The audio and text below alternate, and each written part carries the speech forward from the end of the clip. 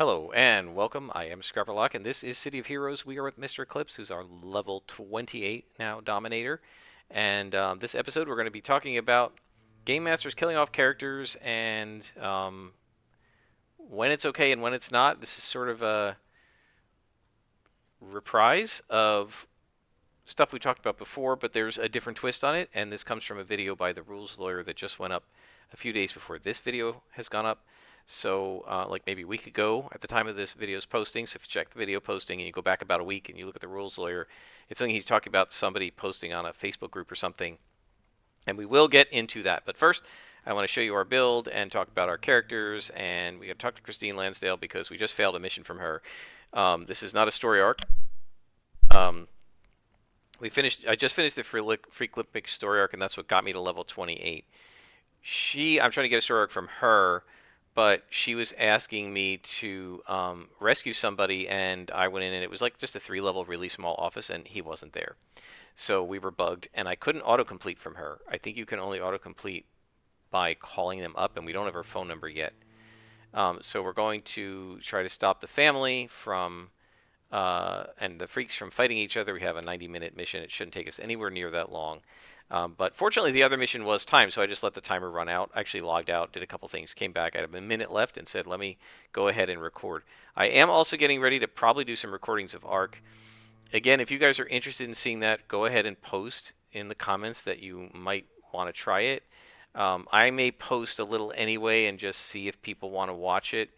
But I'm going to probably record a bit anyway, and if I see that there's an interest, I'll be more likely to post. And if I don't see anybody interested, or if I post a few videos and people aren't watching, I'll probably just stop. So let me know in the comments if you are potentially interested in watching that. I think that that game early on will be much harder to rant in, and will be more just about the game. So if you like stuff about the actual game, you might prefer that to this, because this is going to be a lot more just generalized ranting or showcasing what the character can do at a new level. Anyway, so the new power we have, I'm not sure where I want to put it, but the new power we have is Teleport Other, or Teleport Target. And so we're going to be able to target enemy and teleport him to me. I feel like there have been a number of times with this character in the last few levels when I have wanted to do a pull, and I have not been able to do that. Or at least I can only do that with a blast. Teleport Target is a much nicer pull. You teleport them to you and throw a hold on them and knock them out. And by the time the other guys get to you, they're already done. It's really nice. So that is an awesome power. I had the opportunity to take the remaining powers, Heart of Darkness and Umbra Beast, and I almost took that one. But the thing is, we still need a lot of slots on our powers. Haunts need slots. Fearsome Stare is going to need some accuracy and maybe some other stuff on it. I want Possess I want to increase possession time. I definitely want to get Living Shadows going, and we got to get Nightfall slotted and Life Drain slotted. So we have all these powers to slot. We do not need to slot Teleport Target. Just going to put an accuracy on it.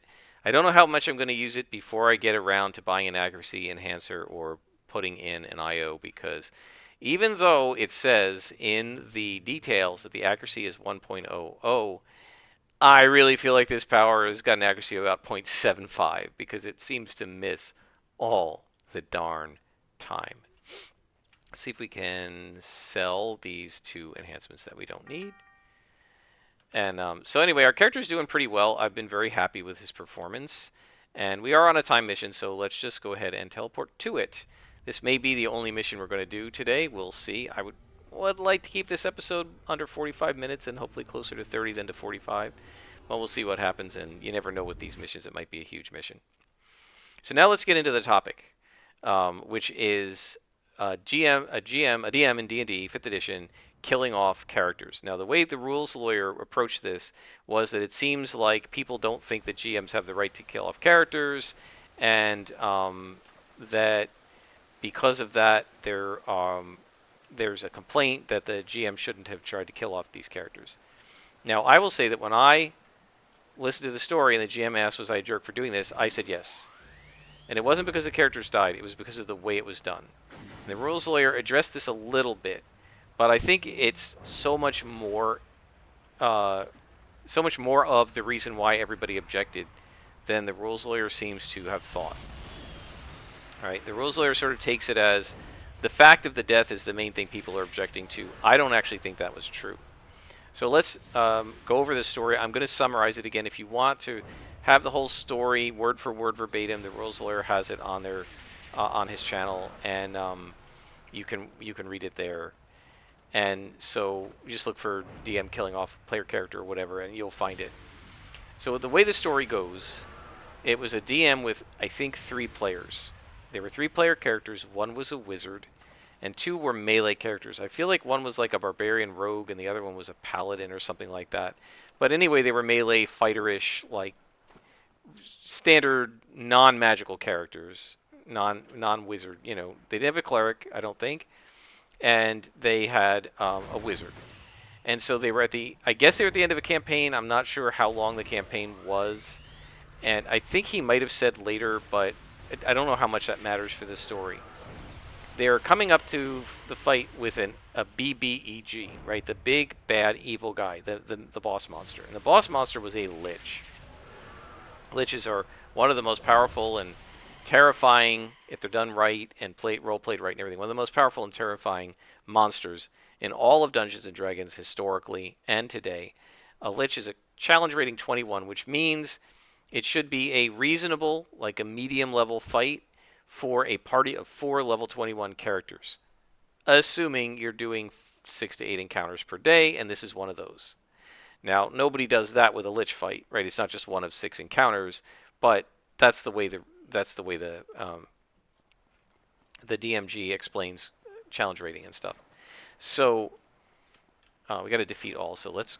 I think we got to go back here because we missed a spot up there, and I don't know where that's going to go to. So let's just go back. I don't want to go too far down and have to run all the way back even further. Anyway, so they're getting ready to fight this. The players' characters are only 13th level. So a group of 3 13th levels against a level 21 should be a pretty darn tough fight, at least in theory. So they got ready for the fight. I guess they knew they were facing a lich. And the players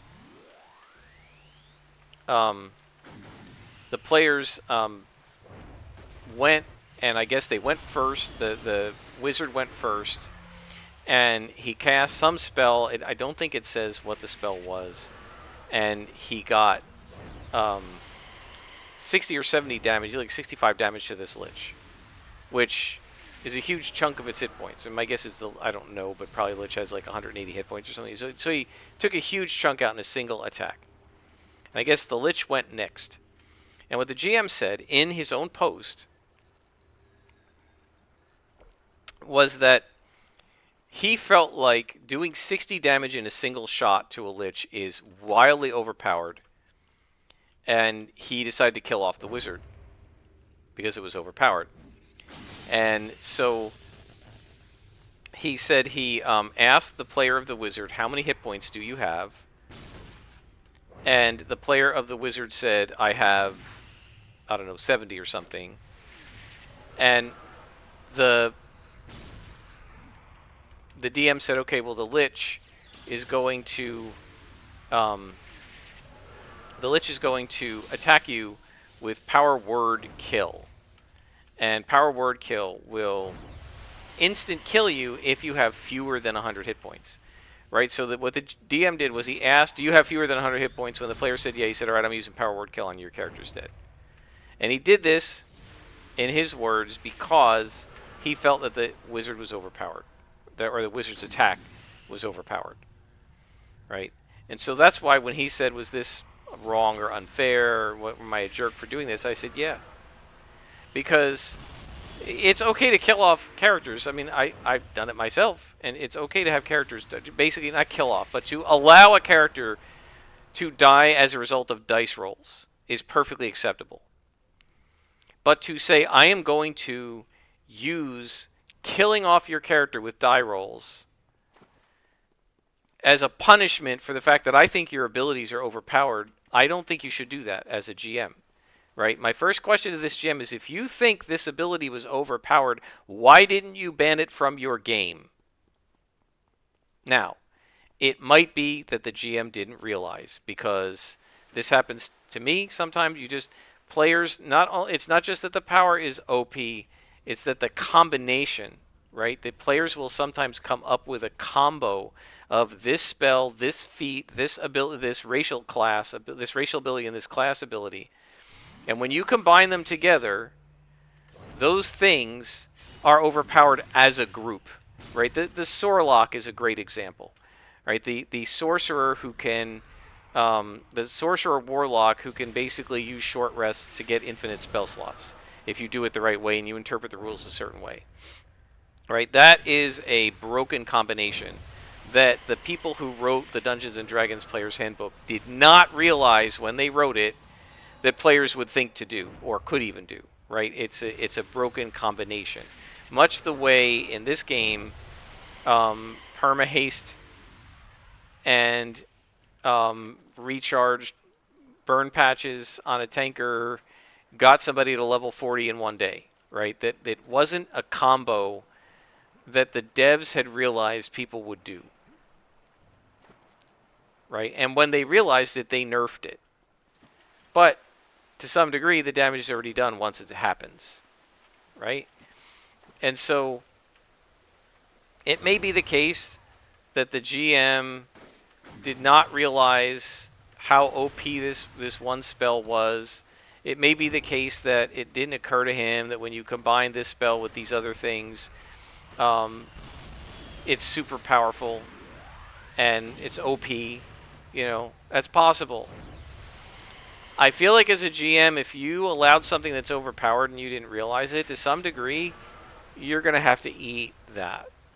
Now, you don't want the fact that you're eating it to make the whole session awful for everybody, right? And that's certainly true. But you certainly shouldn't be using the fact that you allowed something unbalanced in the campaign. You shouldn't be using that as a reason to kill off a player character. The player character who has the unbalanced thing, right? It's not the way to do it. So, and I think that that's what people on the Reddit thread or Facebook or whatever it was, that's what they were objecting to. And also the fact that the GM asked, what are your hit points before making the decision? Because it's metagaming, right? It's out of character information.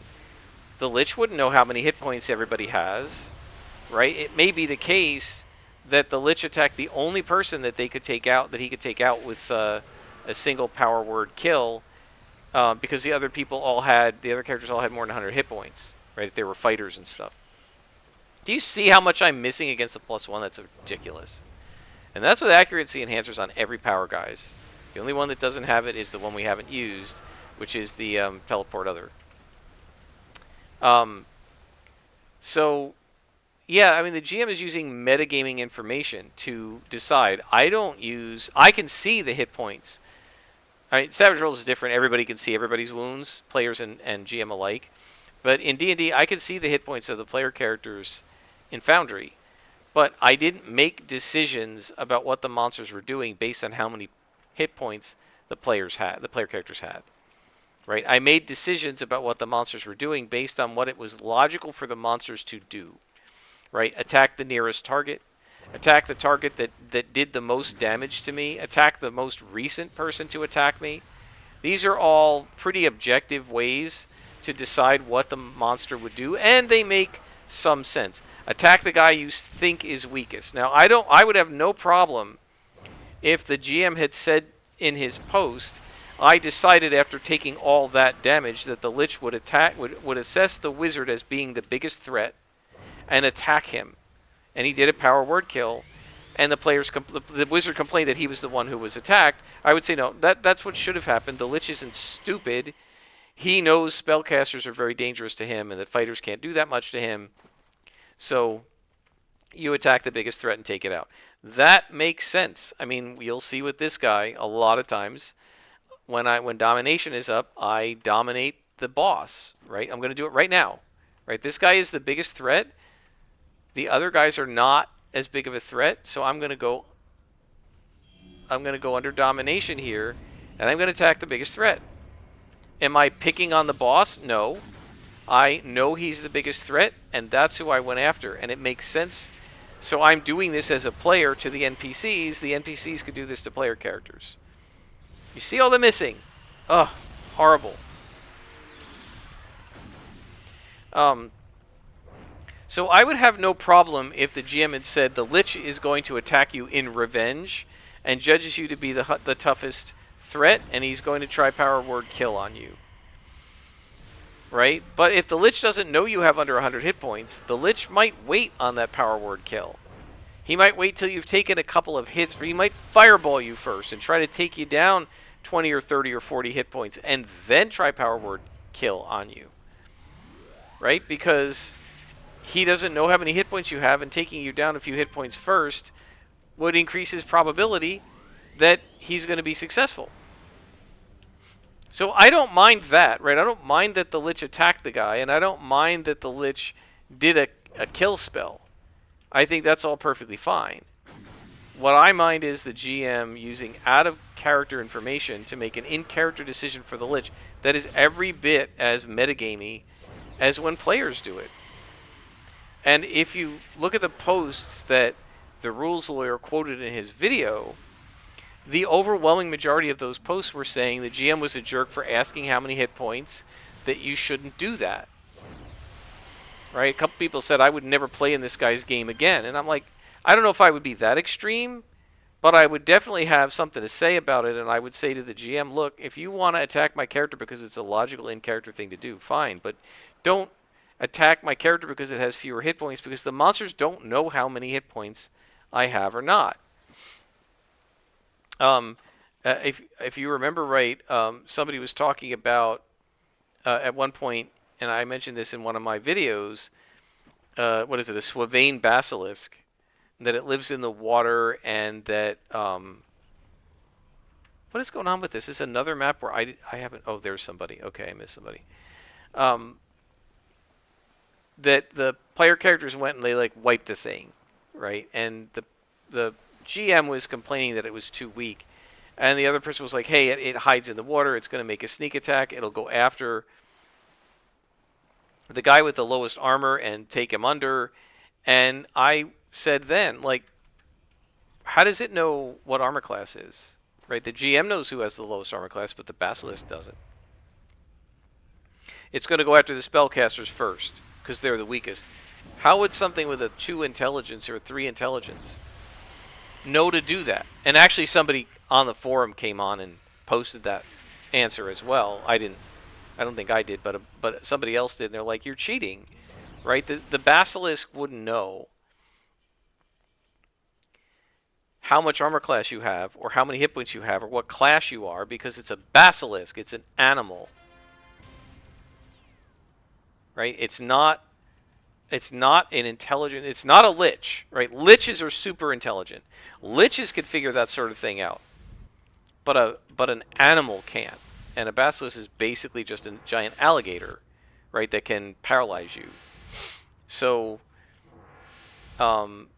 so yeah, you have to be careful as a GM not to use metagame knowledge. And I think the problem that a lot of people were having with that post wasn't that the characters died, but it was that the GM used out of character knowledge in character. And that's something you shouldn't do.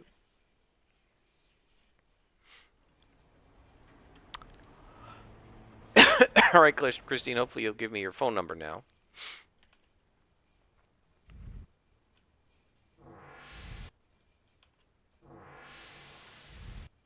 I mean, even in this game, one of the things I don't like... Another time mission from her? One of the things I don't like... Do I finally have her phone number? Hang on. I do. One of the things I don't like about City of Heroes, like with the ambush missions, when you're playing a stalker, is that they know exactly where you are within the map. It's one thing for them to know you're on the map, right? But it's another thing for them to know exactly where you are when you're stealthed. And nobody can actually see you, but they all know exactly where you are, and they can beeline right to you. And I don't like that because it breaks immersion, right? It's very gimmicky, and it's metagamey on the part of the devs and the NPCs, that they're using information that their characters wouldn't actually have. Yes, they have the information that you're in the warehouse, but they don't know where you are because you're stealthed up.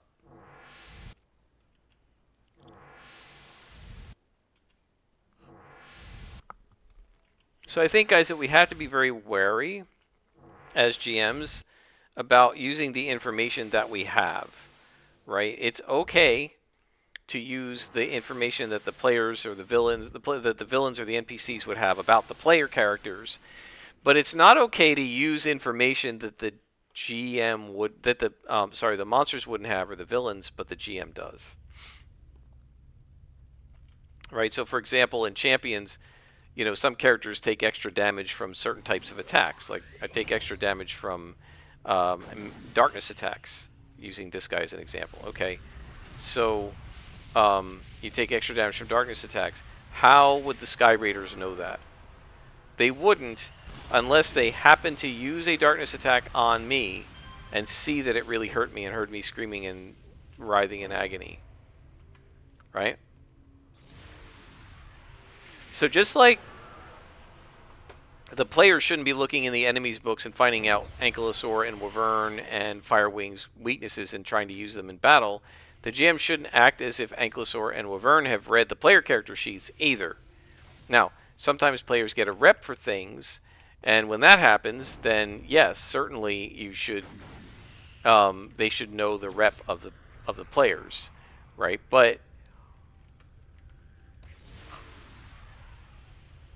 if the players don't have a rep for that, the player characters don't have a rep for that, then the villains shouldn't know it. So it really all boils down to, like, what does the villain know and what is it logical for the villain to do? Smarter villains are going to be much more likely to make good decisions than dumb villains. When I'm running animals like wolves and stuff, they almost always just attack their nearest target. Unless something hurt them that it wasn't the nearest target, like somebody shot a bow at them that was super damaging and consequently they want to get, basically bite back. That's, to me, reasonable, and I'll sometimes do that. But also, wolves and animals like that probably don't know what an attack of opportunity is, and they might walk away from one melee character to fight another one that they're mad at, and it might expose them to an attack of opportunity. And I'm just going to eat that attack of opportunity for the wolf because it's a wolf. It might not know what an attack of opportunity is. Right?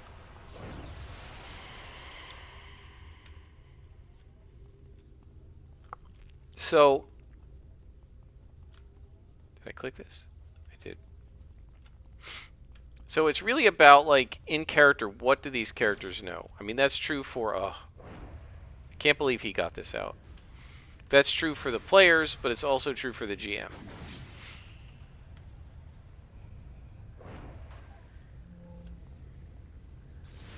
How many times am I going to miss this generator now?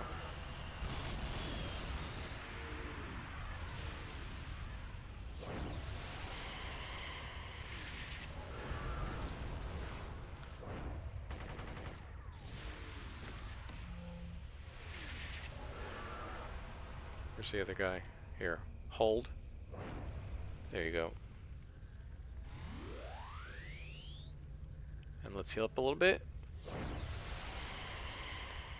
Yeah, that is a nice heal. I need to put healing enhancers on it.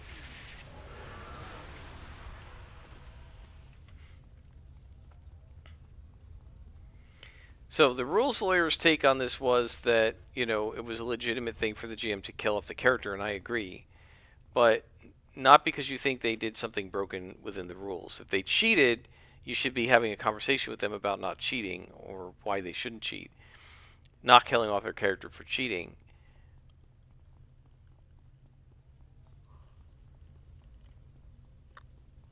Oh my gosh, 6 people left, 7 devices remaining. This is going to be a long mission, so this will be our last one.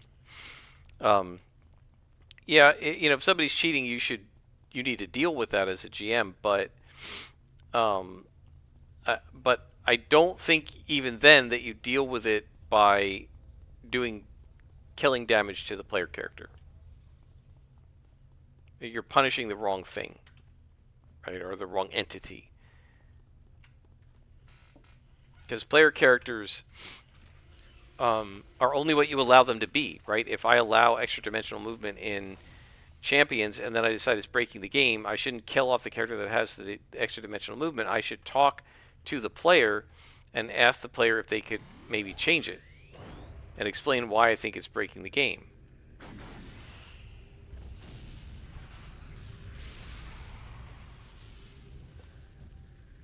So yeah, guys, don't metagame as a GM any more than you metagame as a player.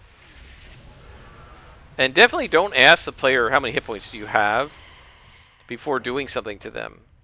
Just do, if you just have the monsters do what they would logically do, it'll actually all turn out just perfectly fair. And one thing I do is I always explain to my players, at least out of character, what the logic of the villain is. So I might say, well, you're the closest one, so he's going to attack you, or you did the most damage to him, so he's going to attack you, or maybe this is the alpha female and you just killed the alpha male, so she's going to get revenge on you. Right? That's all very logical, and it's what you would expect the monsters or animals to do. Do I have? Where's the elevator? Oh, maybe it's down this way. So yeah, don't metagame as a GM or as a player.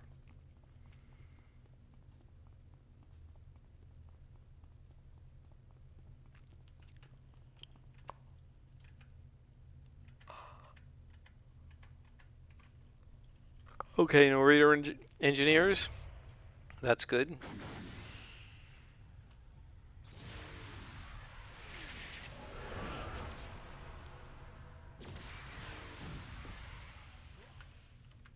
How are you still shooting me? I guess I only had him entangled, but not locked.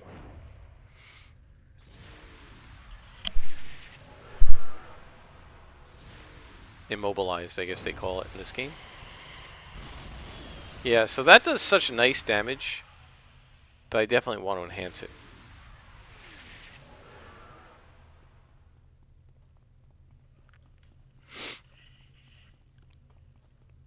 But just don't have the slots for it right now.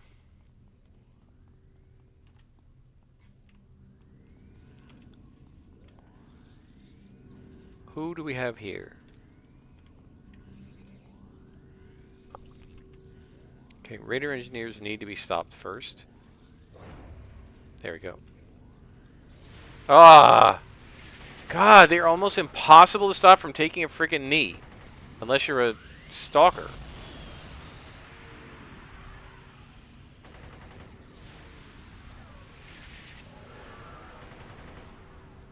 Who is shooting me? Hold.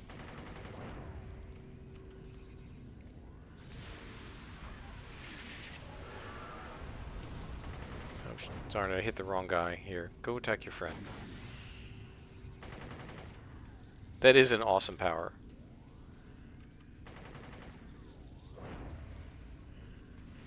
Here, stay put. Yeah, so a lot of times what I'll do is I will immobilize them after I've got them either held or attacking each other so that they don't go running around. Because otherwise sometimes what this guy will do, he'll run over here and start attacking that guy. And it doesn't aggro them, but it makes him hard to track down without aggroing them myself. Okay, so we want to take the engineer out.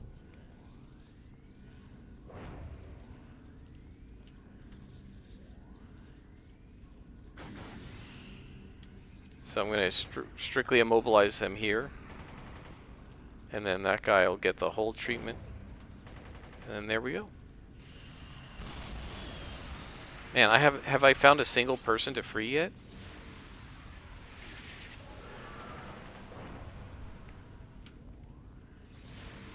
I'll tell you, even with only one enhancer on it, this immobilize lasts a pretty decent amount of time. Not the immobilize, the mind control. Lasts a pretty decent amount of time.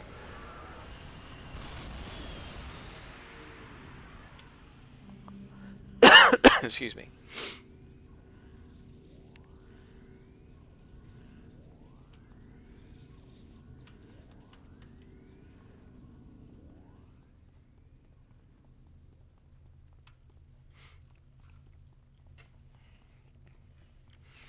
So interestingly enough, as I've been downloading Arc and thinking about what I want to do with it and playing a little of it, to see if I got my settings right. I've been watching some videos about it, and lots of stuff has been popping up into my speed that's similar to Ark. And I have been amazed at how many survival games there really are out there. I always knew there were a few, but there are a whole bunch that look really cool. I feel like Conan Exile looks pretty cool. I was looking at the one woman made like what she called a sorceress playthrough, so she went down the sorcery sort of skill tree. I didn't even know you could do that in that game. That sounds awesome. So I may have to check that game out at some point.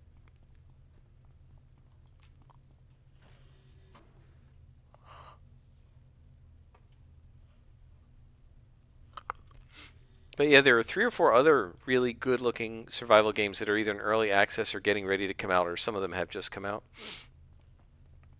I always was interested in Raft, but unfortunately it seemed like the early game was really good, but then the later game you had to do a lot more of like getting off the raft onto the land, and when you did that you were like fighting creatures on land, and much like Satisfactory, I feel like, you see, he just ran off.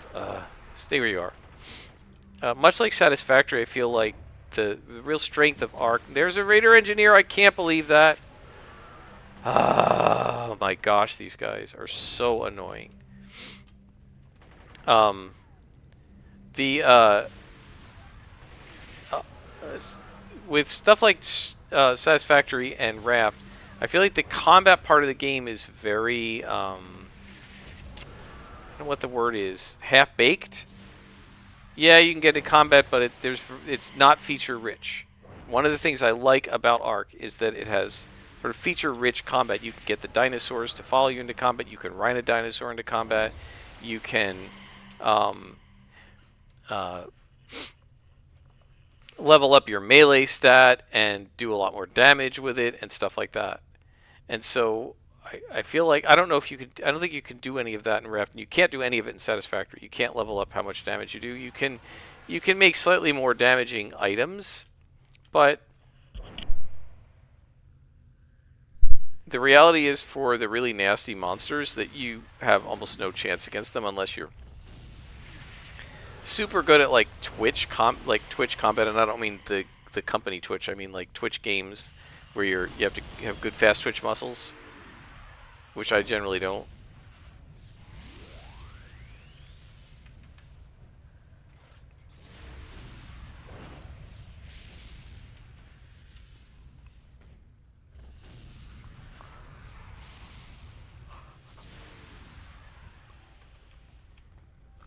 Now, you do need fast twitch muscles in Ark to some degree, but there's also a sense in which having tamed dinosaurs that you can order to attack something while you're sitting there watching or that they can attack side by side with you, can sort of mitigate against that, which you really don't have in most of these other survival games.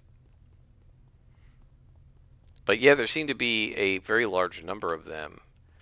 So, we'll see what happens as I get into this, if I'm going to keep playing Ark or try something else like Conan.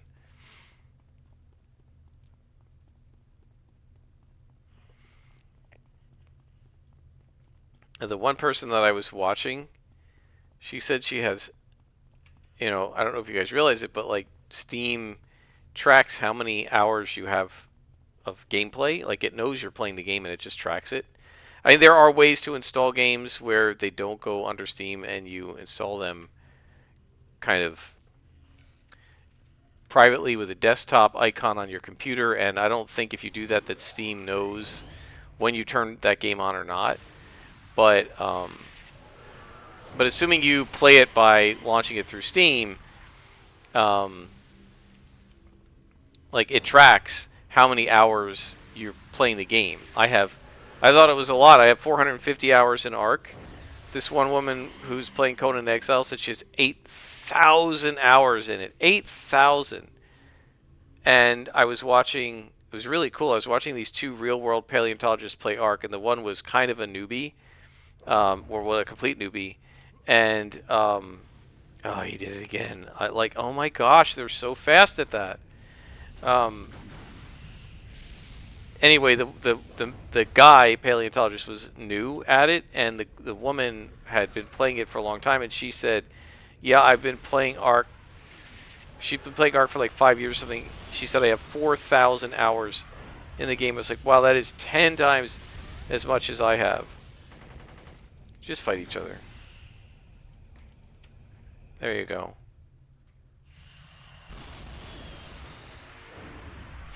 And I always remember the one guy who was playing Europa Universalis saying he was teaching somebody how to play, and they were like amazed at how quick he was at finding all the menus and knowing what to do. And he said, "Well, I have like 3,000 hours in this game." And he said, "You really don't know it, and you're really kind of not. You're really kind of a noob until you get to maybe at least 300 hours." And I thought, wow, but he's right. If you don't play a game for that kind of length, you actually don't necessarily get all of the nuances of that game. City of Heroes, gosh, I must have 8,000 hours in this game, or close to. And that's why it comes, like a lot of it just comes second nature automatically to me. Whereas in a game like Ark, where I've only played 450 hours of the old Ark, and I've only played about 10 hours of the new Ark, I'm much more of a newbie. I still have not found a single person to rescue.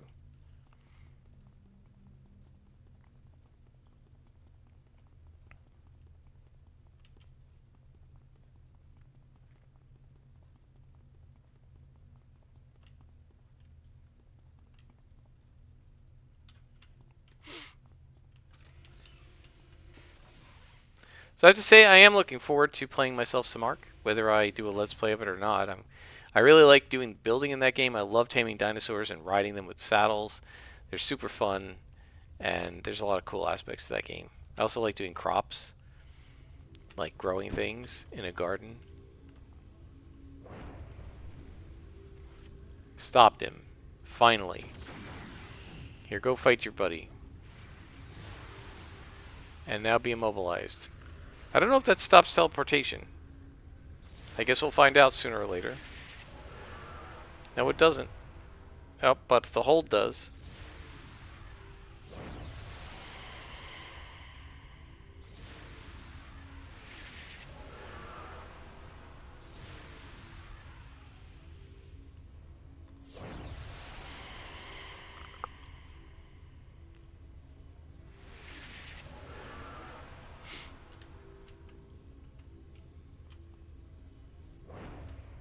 Oh, there's somebody finally that we need to rescue.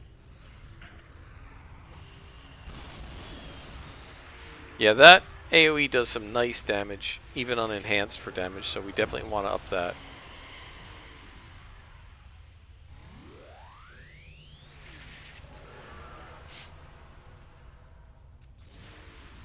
And I definitely want to up the life drain. Please tell me I don't have to lead you out, because that's ridiculous.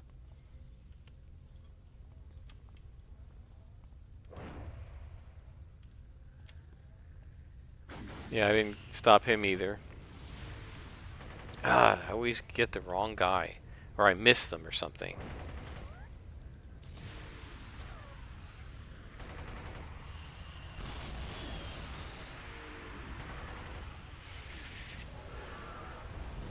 And there goes that. Pop goes the force field generator.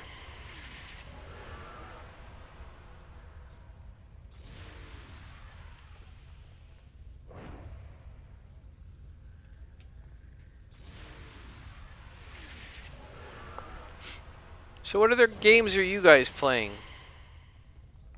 People have posted like their favorite indie games, but these don't have to be indie. You could do AAA if you want, although AAA gaming is not doing well.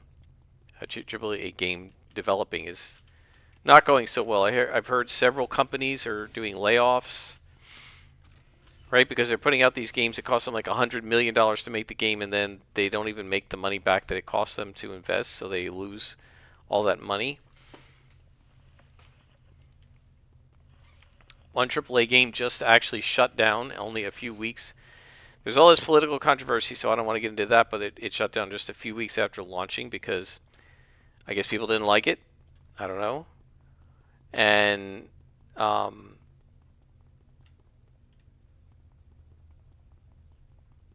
I saw this, so I know a lot of people thought of this as political, but what I saw it as was this is an example of what we've been saying, which is that the AAA companies are not putting out high quality games. Ah! Yeah, it really almost seems like the game is programmed to force these things to come out almost no matter what you do, unless you get really lucky.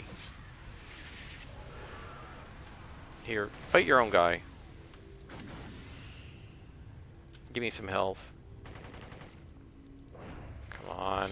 See, I can't hit them because of the dang deflector. Go fight your own guy. I hate these things.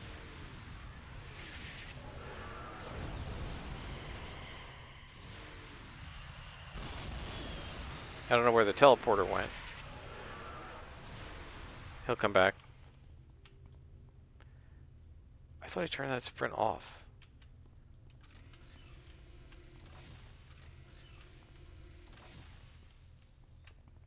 So if you know of other good survival games, I do enjoy them. I particularly like games where you get to do some pretty nice creative building. That's a lot of fun.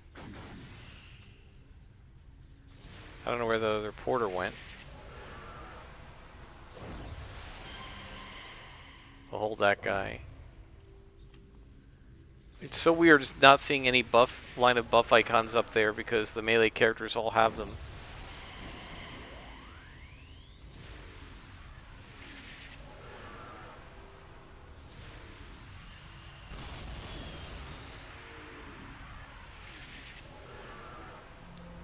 Well, at least these guys, unlike the freak shows, do not res. At least not in place.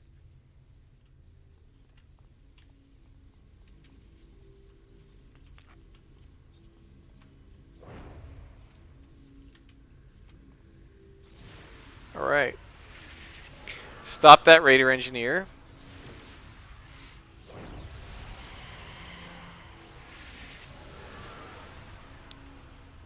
So yeah, if you guys know of really cool survival games that aren't too hard on computer systems, I have a decent setup. I can run Arc fairly well, and that's a pretty intensive game. I can't run it on ultra settings, but I can run it on like high, right? Not like whatever the ultra epic or whatever they call it. That's like above it's like the settings are like low, medium, high, very high, or something, or ultra and epic or something like that. I can't run it on ultra or epic or whatever, but I can run it on high for most things. And there's a Raider Engineer hiding over there. Let's go ahead and dominate. Here. You're going to do that. You're going to fight some guys. You know, I forgot about my teleport. I should have been teleporting the Raiders over to me. Yeah, hold. Should have been teleporting the engineers over to me. Anyway, if you know of a game that's not too resource intensive, that's a good survival game, I really like those. In fact, you know, it's really interesting. I was watching a video on how to set it up for solo play I watched like 4 of them, and then it like did a consensus of what settings to use among, like, sort of averaged among the 4, at least to start with, because I wasn't sure what I was going to like. And I feel like I'm okay with the ones that I chose. I made a couple of tweaks. But so this one guy that I like to watch, whose name is on the computer is Flinger Foo, he said something like, you know, he does 1x XP. A lot of people for solo do 2x, but I think that's way too fast. And he said he sometimes will set the XP down to a lower value, he will sometimes set the XP down to a lower value. Just making sure there's not a Raider engineer over there. Because early on, he said he'll set it to a lower value because he likes the early game. And I was, like I said, I was watching this person do the sorcerer in Conan Exiles just a little bit, and she's got 8,000 hours in it, and she's leveled multiple characters to, I guess, the level max, and she was starting over again, and she said the same thing. She said, I really love, for survival games, she said, I really love that first starting, like when you're just starting out and you have to make like an axe, you got to make some stone tools and chop some wood and build like a sleeping bag and a thatch hut. Like that aspect of survival games can be really fun. And I like early arc as well. And if you aren't careful, if you set the XP, let's try this poll here. If you set the XP too too fast, then you blow through those early levels in no time. In fact, in an arc day, right, one day in game, in character, right, which took me a few hours of play, my character, my test character, leveled to like level 25. Like, that's way too fast, right? I'm already able to build like stone, and I haven't even made my first thatch hut, and be in between thatch and stone is wood. So it's like there was no reason for me to build a wooden hut, because by the time I was finished building my thatch hut, I had enough XP to have learned the wood recipe, the stone recipes, and I had tons of stone, so I could just make the stone instead, right? And it's better because the wood and the thatch stuff can be destroyed by dinosaurs, but the stone is pretty well immune. And so yeah, it's like you don't want to rush through things. Same thing with this character, right? With these characters, you can buy like XP bonus from the vendors and stuff, or sometimes they have leveling weekends and things like that. Oop. And oh, he's still going to throw his thing out, isn't he? Yeah, got him. I don't like to do those for the same reason, right? I don't even have enough influence to buy a full set of level 12 DOs, and I'm already level 22, and I need a full set of level 25 SOs, right? I don't find that enjoyable. I like to savor the low level play, because once you get past it, you never quite get that same feeling again. Like with this character, look at all the options we have. And so you've seen me mess up a bunch of times, but there's never really been a threat because I have so many things I can resort to. And I haven't even used some of these powers in this episode, even though I have them, because what I've been using has been enough, right? And we really haven't had anything close to a death. I've been fine. I have hardly used any of the inspirations. What did I use? To heal once, I think, and a couple like an accuracy and a defense against a boss. And I probably didn't even need them, right? That's it. And so, and we're not even that high level. We're only level 28. So when you think about what these characters are like when they hit level 40 or 45, they don't play anything like they played when they were level 5. And sometimes I just enjoy the low-level game, the simplicity of it. There's sort of a romance to it. And the same thing with a survival game. And Flingerfoo said the same thing. I was watching his season 4 or something, or season 5, and you start on a beach and you wake up and you kind of scratch your arm because you have this little weird thing on your arm and you're looking at it and scratching it, and you don't know where you are. And he said, I love this opening, and I love this part of the game where you don't have anything and you have to just start with nothing and survive. And by the time you're like 50th level, you have your own pet Carnotaurus or your own pet raptor. You have a Triceratops mount. You might have a Pteranodon you can fly around in. You've built a stone base with walls around it to protect yourself and your dinosaurs. You're growing crops. And it's almost like you don't even have to explore that much anymore.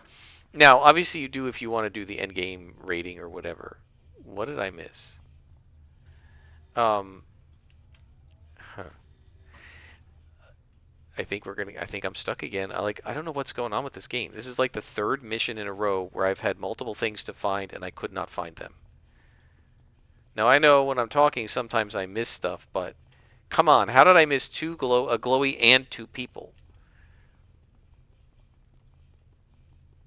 Um, anyway, the early stuff I feel like is a lot more fun because like with the later stuff you can automate things.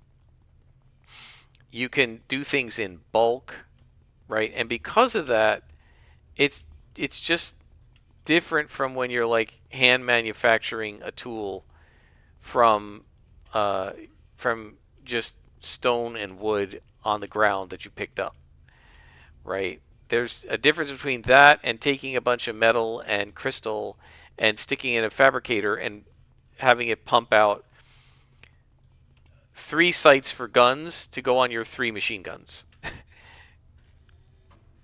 It doesn't feel like a survival game when you're running around with machine guns and driving a tank or whatever, depending on the game. So, so yeah, I like those games. So if you know of good ones that I haven't mentioned, I know about Conan Exile, so I do want to try that one. It looks really cool. I know there's a whole bunch of DLC and stuff with it, so I'll probably wait till it goes on sale. But yeah, that's a pretty cool one that looks really good. And there are a couple of other ones. I can't remember the name of it, but the one where you're on an airplane, sitting there on your laptop or whatever, and like on a private jet, and it crashes. That one looks really cool, and then you have to like swim to the island. That's supposed to be a pretty good one. And guys, I have no idea what we've missed. None. I haven't heard any glowies for the last device. There's no little asterisk. So I might have to complete this mission too.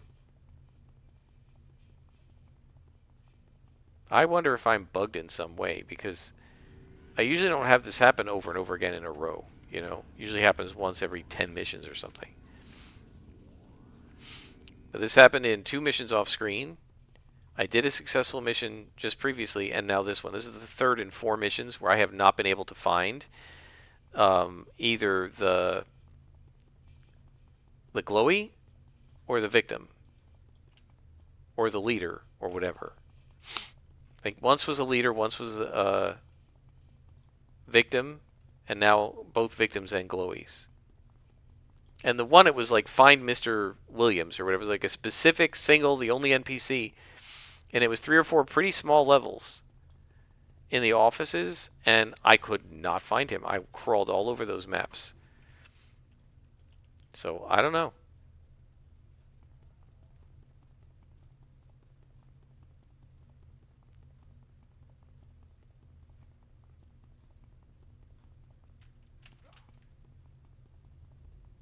This isn't a door, is it? Oh, this is a door. Ah, I thought this was just one of those decorations.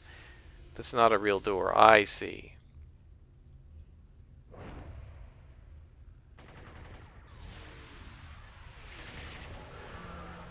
That was stupid. I saw it and I didn't walk up to it because I thought it was one of those. I'll show you when we get to them. But I thought it was, for whatever reason, I wasn't paying attention to the scale of it. And I thought it was just one of these ones that looks like a door that's not anything. So like, here, we'll probably find it over here. Oh, they don't have it there. But yeah, you know what they are. They're like little short doors. And I don't know, for whatever reason, I did not register that this was one of the taller doors that you can click on. And there is one of the hostages. Here, you come over here.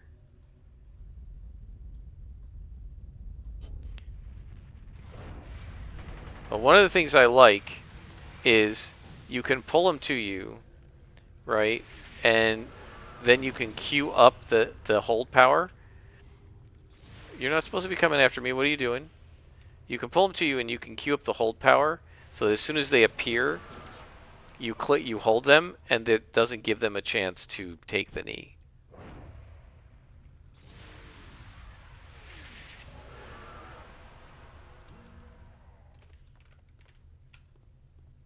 There's one person left and one glowy left. But there will probably be... Oh, no, I don't think there's an elevator here. Because yeah, there is. Porter, Porter, Assault Raider. Okay, so these guys are all fine.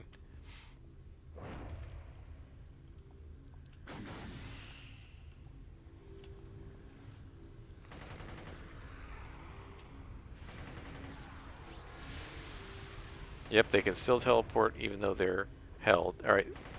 Well, if I can't hold you, I'll turn you against your comrades.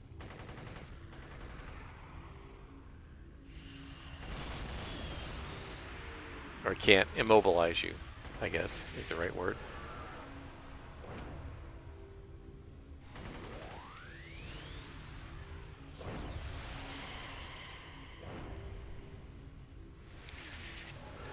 Yeah, I definitely like the feel of the early game. Even like with my Savage Worlds game, they're veteran rank now.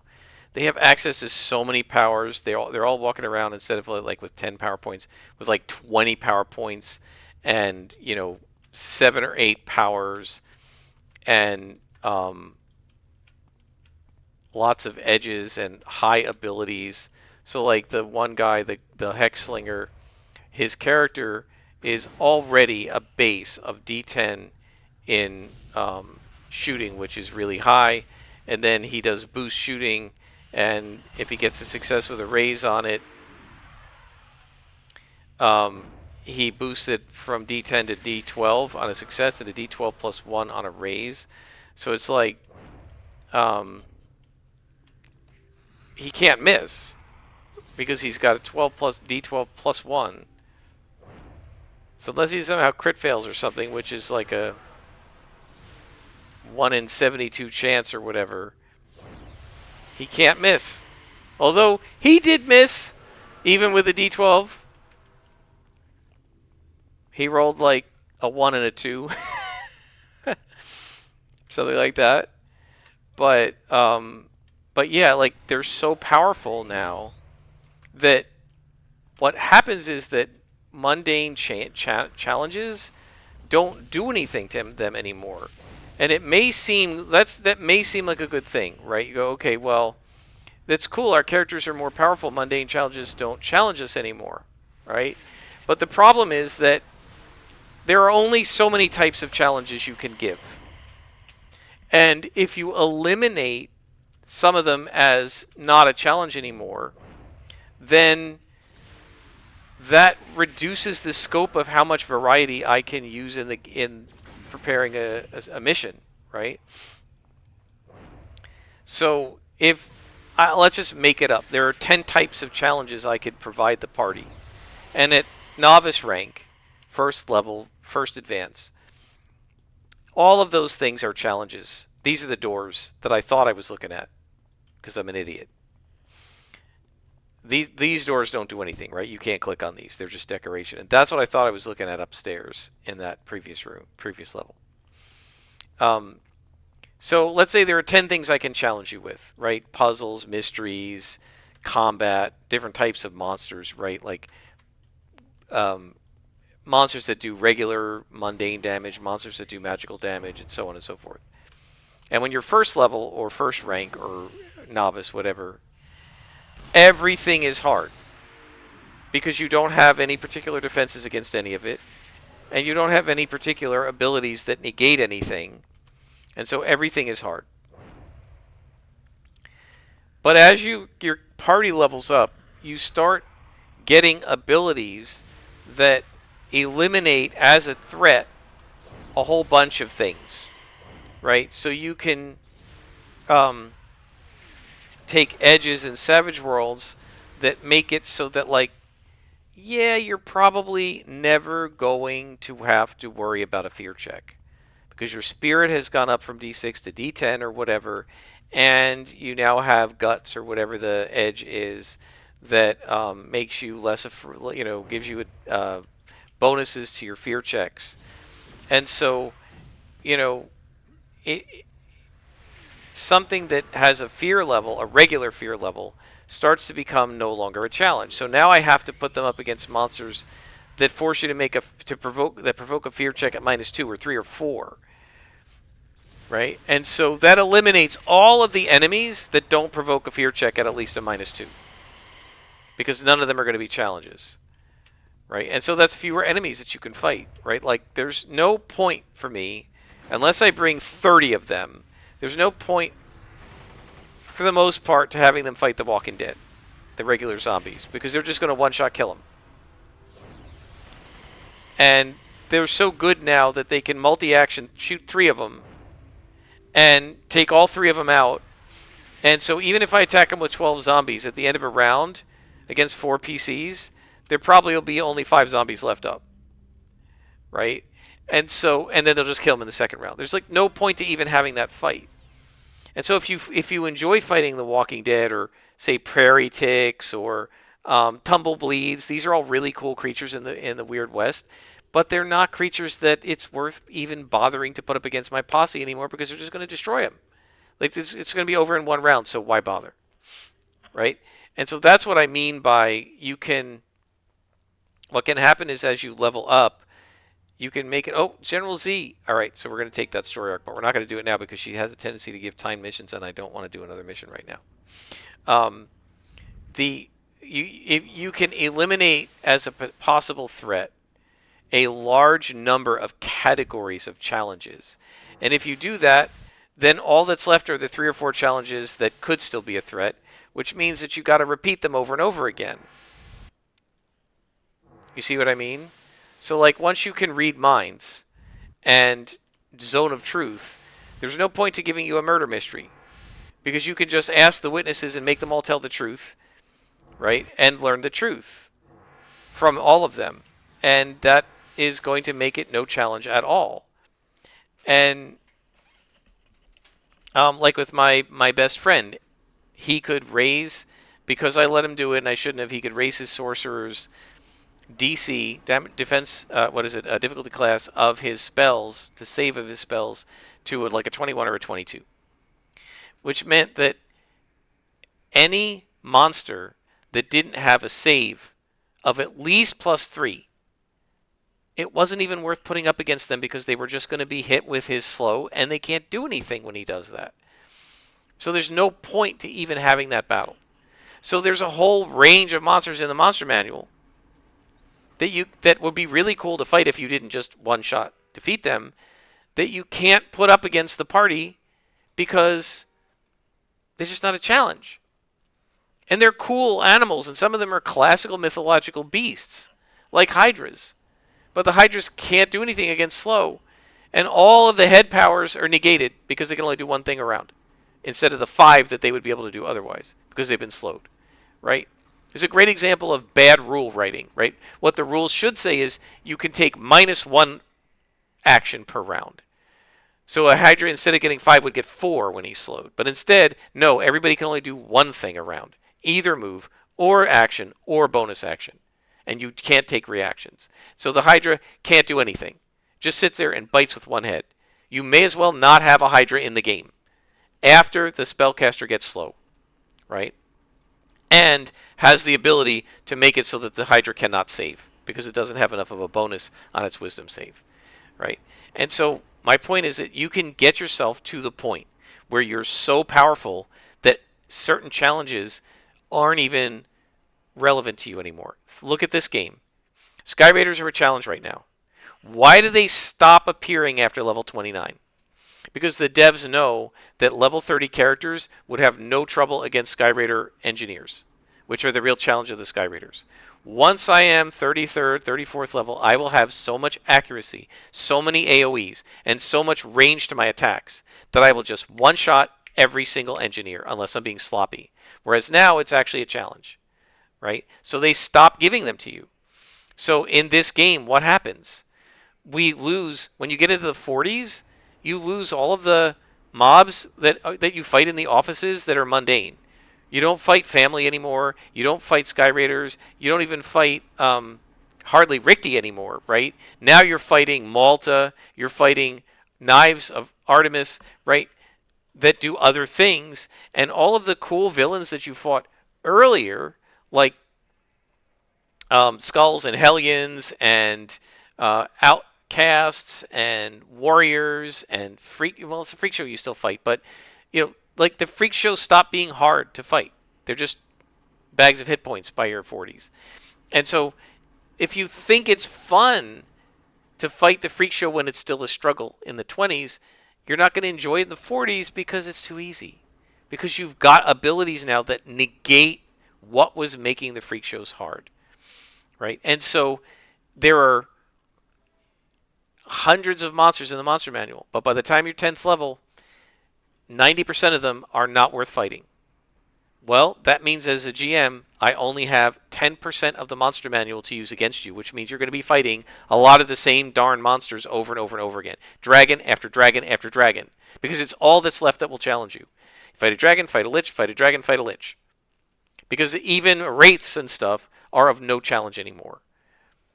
Specters, wraiths, any other undead but a lich, you're going to laugh them off, the cleric's just going to dispel them. So what's the point of fighting undead? Unless it's a lich. So all the variety goes away and you start getting a lot more monotony. And I feel like that happens in survival games too, right? All of the cool, interesting stuff that you're doing early on, eventually you have a base made out of metal, you have electric power generators, you have refrigerators and freezers, you have these giant vaults that hold thousands of resources. You've got fabricators running on automated, just almost like Satisfactory, right? Where you're taking all the gear in on one end and pushing it out at the other end. And you're just gearing up for the final boss fight. And going down to the beach to fish isn't a threat anymore, so you're just yawning. And so I like early game stuff because all of the variety of what you can do is still there. Everything is still open. When you're 10th level in City of Heroes, all the mobs are worth fighting or they're in your future. When you're 45th level, 90% of the mobs aren't even worth fighting anymore. And all that you're left with is Peregrine Island, Carnies, Malta, and Knives of Artemis. And a little bit of Rigby. Maybe some Nemesis, right? But that's it. And all the other cool enemies, they don't even put you up against them anymore. All the cool maps, you're just on outdoor mission after outdoor mission. Why? Why are you on these huge outdoor maps? Because the smaller indoor missions, they probably figured wouldn't challenge you anymore.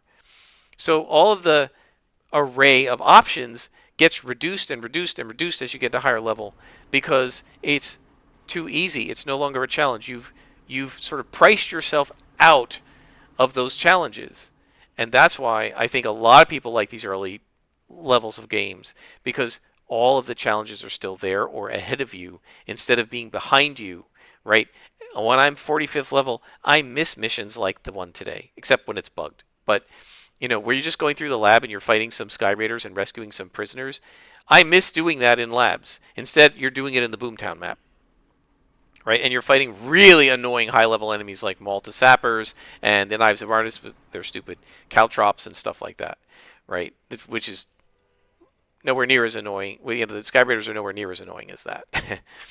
And so, yeah, I mean, I feel like all aspects of the game are fun, but we talked about this before. Like, what's your favorite levels? And most of my friends for D&D, other than my best friend who likes high-level stuff, they're like, yeah, we like the kind of level 3 to 7, 3 to 8, because by level 3, you're getting your abilities in. You can do more than just stab with a dagger.